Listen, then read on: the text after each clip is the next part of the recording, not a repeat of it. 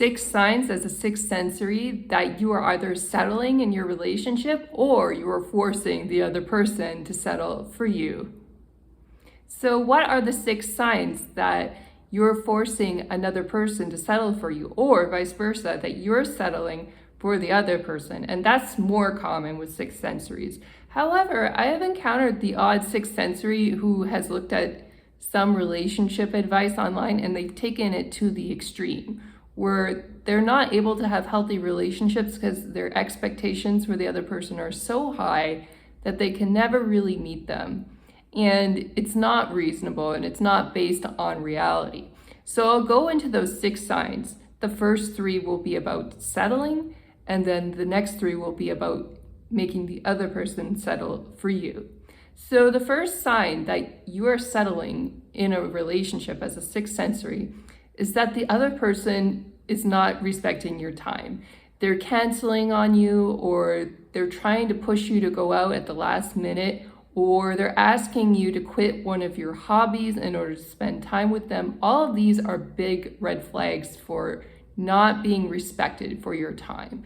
And when your time is not respected, you're not in a healthy relationship. You always want to keep your hobbies, you always want to keep your friendships and your family when you are in a relationship with somebody else that you're getting to know as a sixth sensory. Anybody who takes you away from your priorities, and that can include your work and your business, and they don't respect your previous commitments, aren't a good fit for you. And if you're getting challenged on these areas of your life constantly, and okay, if you're an entrepreneur and you're working 16 hours a day and you have absolutely no time for them, then that might be a problem. And I'll get into that a little bit when we're talking about forcing the other person to settle. But I mean, in general, they're just not really respecting your previous commitments and they're not willing to schedule time for you properly. That's a big sign that they're trying to push you to settle. Our time is one of our most precious resources in life. And so when people try to force you to settle, to go to a last minute meetup, be available at the click of their fingers, maybe they canceled last time and then they ask you spontaneously the next day if you're free, that's not a good thing. It's really not a good thing. We have so many important priorities as sixth sensories to help people, to serve people, that we cannot afford to be in relationships with people who are behaving in this manner. They have to learn to respect our time and schedule things appropriately and show up. And sometimes we can be imperfect. Sometimes people do cancel and things come up, and you can be calm in those moments. You don't have to go crazy and get really angry if somebody does something like that.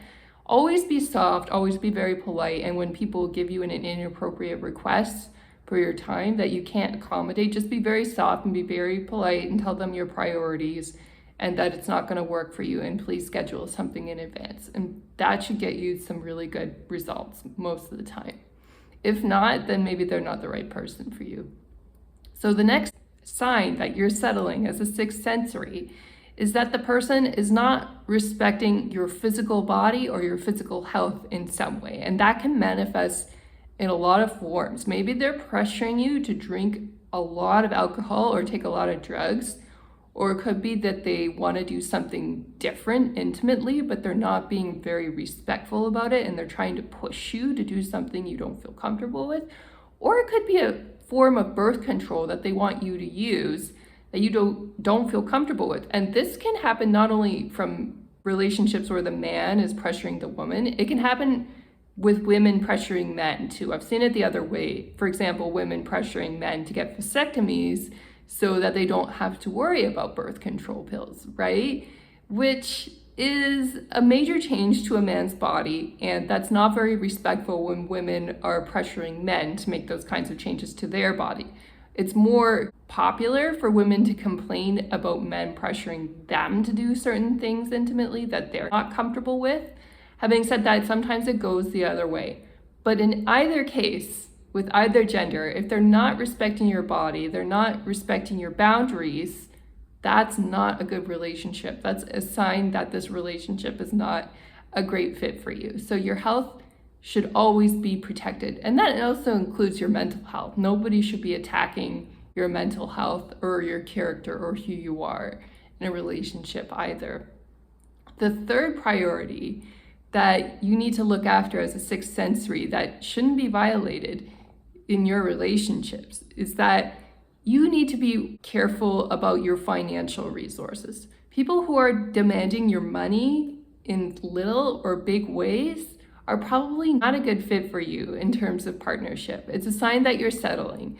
And this can come in little ways where they're asking you to pick up the bill at dinner, or it can come in big ways. And often it starts in little ways. Can I borrow $20? But then the number gets bigger and bigger and bigger. And they're kind of pushing the boundaries to see what they can get away with. This is a big red flag, and no matter what your feelings are towards a person, never, ever, ever give them money. If they can't afford to go out for dinner, then go out for a walk. Just find some ways that nobody has to pay if it's really a big problem for them. But don't ever give people money when they ask for it. It's just a very bad idea. Now, if somebody has a genuine difficulty in life and you want to give with no strings attached, then that's different. You could choose to do that in certain situations.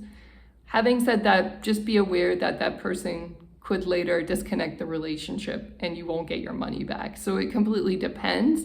But if you have the money to spare and you don't mind giving the money out of generosity, you could choose to do that. But even then, I would be very, very careful doing that. I think 99% of the time, it's probably not a good idea. Save your money for somebody who really needs it, but probably not the person in your developed country who's asking for it. So the next three are signs that you're actually the one forcing someone else to submit and forcing someone else to settle for you. And that can be when you've taken relationship advice the wrong way as a sixth sensory. So the first one I'm going to talk about is when you're experiencing boredom and you break up with people or you don't like people based purely on boredom.